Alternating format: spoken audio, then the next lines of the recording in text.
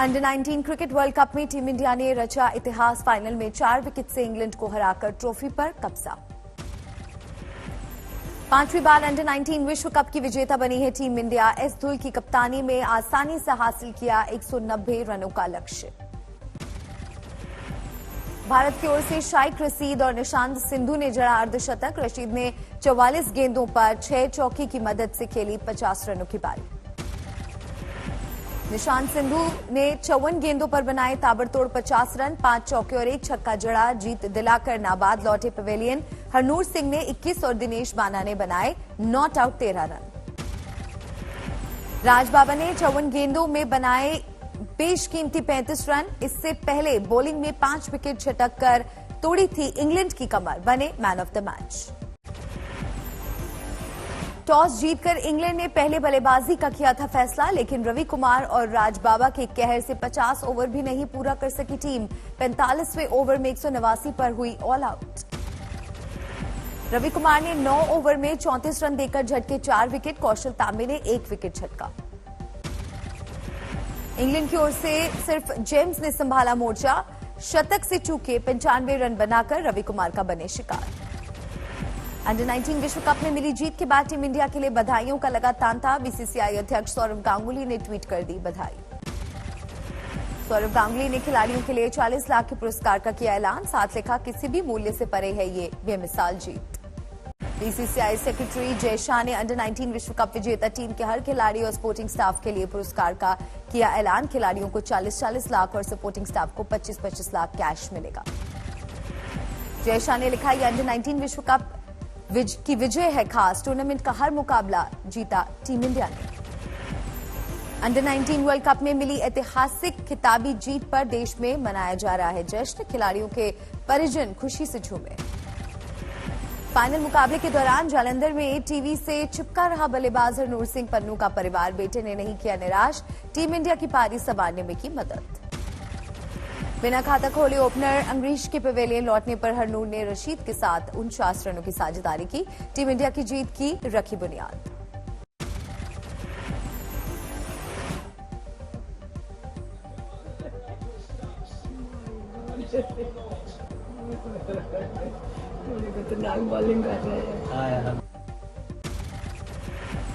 Under 19 विश्व cup विजेता team के कप्तान यश धुल के पिता को टीम और बेटे पर गर्व।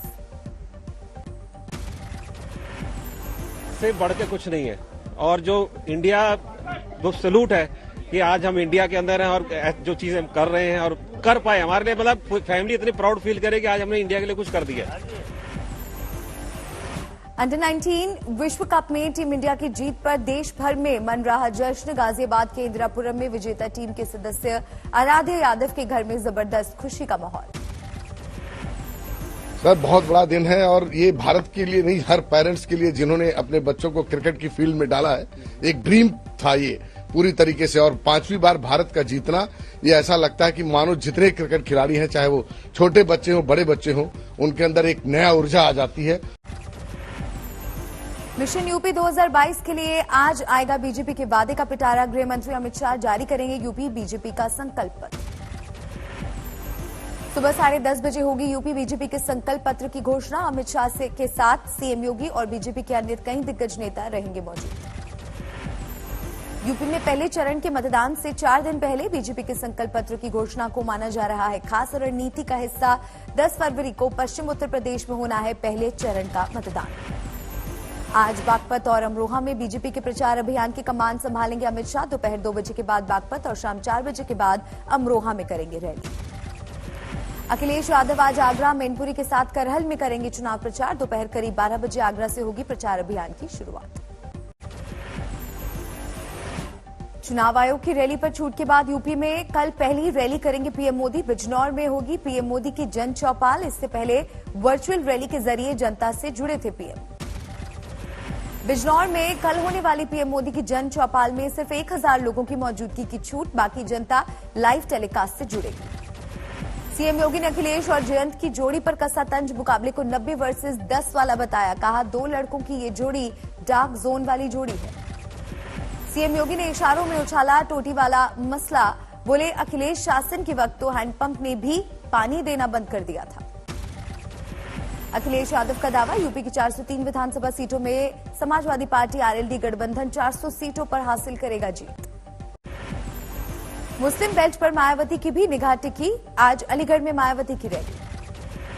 बीएसपी सुप्रीमो मायावती का बयान, अखिलेश समझते हैं उनकी जेब में है मुसलमान। मायावती ने मुसलमानों से किया सवाल, समाजवादी पार्टी ने आखिर कितने मुसलमानों को दिया टिकट। मायावती ने कांग्रेस छोड़कर समाजवादी पार्टी का साथ देने वाले इमरान मसूद का दिया उदाहरण, कहा कई दिनों तक चले ड्रामे के बाद निराशा ही आई मसूद के हाथ। अलीगढ़ में प्रियंका की रोड शो में पीएम मोदी और सीएम योगी के पक्ष में लगे नारा लगाने वाले बीजेपी कार्यकर्ताओं को प्रियंका गांधी ने सौंपा कांग्रेस का भर्ती विधान। पंजाब में कांग्रेस आज सीएम पद के उम्मीदवार का करेगी ऐलान, दोपहर 1 बजे राहुल गांधी कर सकते हैं घोषणा। आज लुधियाना में प्रचार अभियान के दौरान राहुल गांधी कर सकते हैं सीएम पद के उम्मीदवार का ऐलान, कांग्रेस ने सभी उम्मीदवारों को नहीं दिया न्योता, सिर्फ लुधियाना के कांग्रेस उम्मीदवार रहेंगे मौजूद। सिद्धू ने कहा, मुझे सीएम पद का चेहरा बनाया जाए या नहीं, आखिरी सांस तक कांग्रेस का साथ दूंगा। राहुल गांधी का प्रत्येक शब्द मंजूर होगा, जबान का पक्का हूं। Their wish will be my command, take it, it's a word of honour.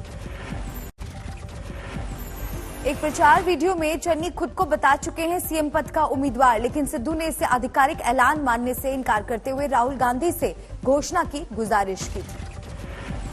खनन घोटाले में भतीजे भूपिंदर सिंह हनी की गिरफ्तारी के बाद आज पहली बार राहुल गांधी के साथ नजर आएंगे सीएम चन्नी। ईडी के खुलासे में सीएम चन्नी पर उठ रही है उंगली। नवजोत सिद्धू ने खनन घोटाला मामले में सीएम चरणजीत सिंह चन्नी का किया बचाव, कहा अगर ईडी मेरे किसी रिश्तेदार को करती है गिरफ्तार तो क्या इसके लिए मैं होता हूं जिम्मेदार। सिद्धू ने चन्नी के भतीजे भूपिंदर सिंह हनी की गिरफ्तारी को राजनीति से प्रेरित बताया, किया सवाल चुनाव से पहले ही ऐसा क्यों किया जा रहा है। लोगों की ताकत लोगों को मोड़ी जा सकती है। जिथे तक मेरा सवाल है, ये मैं नहीं तय करना मित्रा, ये तय नहीं तय करना, लोग किन्हों ईमानदार। केंद्रीय मंत्री और बीजेपी नेता हरदीप सिंह पुरी का बयान, अच्छा हुआ अकाली दल ने छोड़ा साथ, उनके साथ गठबंधन बीजेपी को पड़ा महंगा, जूनियर बनकर रह गई थी बीजेपी। देखो कैप्टन साहब की की पोजीशन है नेशनल सिक्योरिटी दे ते सिद्धू साहब दी जफी पप्पी पॉलिटिक्स कर रहे सी उहदे नाल ओ बाजवे नाल, ठीक है। हरदीप सिंह पुरी ने सिद्धू को पाकिस्तान के पीएम इमरान खान का बताया करीबी, कहा बाजवा को गले लगाने वाला पंजाब को पसंद नहीं। आपके सीएम उम्मीदवार भगवंत मान पर हरदीप सिंह पुरी ने कसा तंज, कहा कि आपको लगता है ऐसा व्यक्ति किसी राज्य को संभाल सकता है।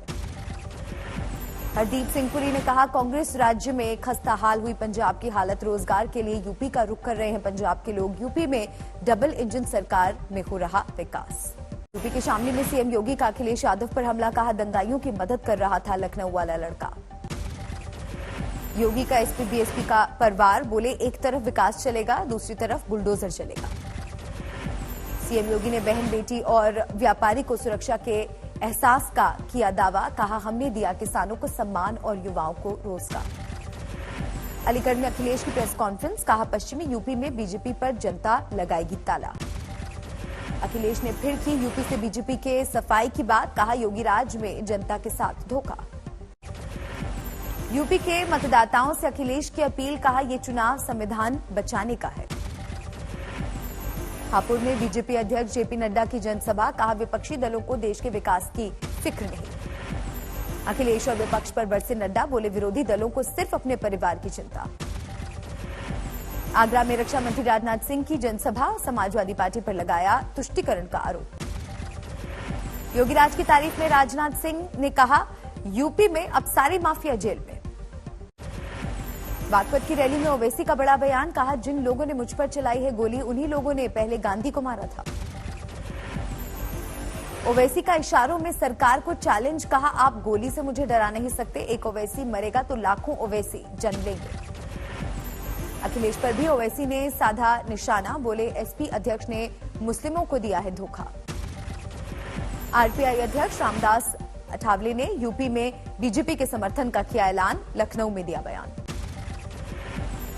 शामली में योगी आदित्यनाथ ने किया कोविड अस्पताल का निरीक्षण, महामारी से निपटने के इंतजाम का लिया जायजा। नोएडा में केंद्रीय मंत्री मुख्तार अब्बास नकवी का बयान, यूपी में बाहुबली नहीं बल्कि इकबाल, ईमान और इंसाफ की सरकार चाहिए। मेरठ शहर से विधायक और एसपी गठबंधन उम्मीदवार रफीक अंसारी के खिलाफ आचार संहिता के उल्लंघन की शिकायत दर्ज, सांप्रदायिक उन्माद फैलाने का आरोप।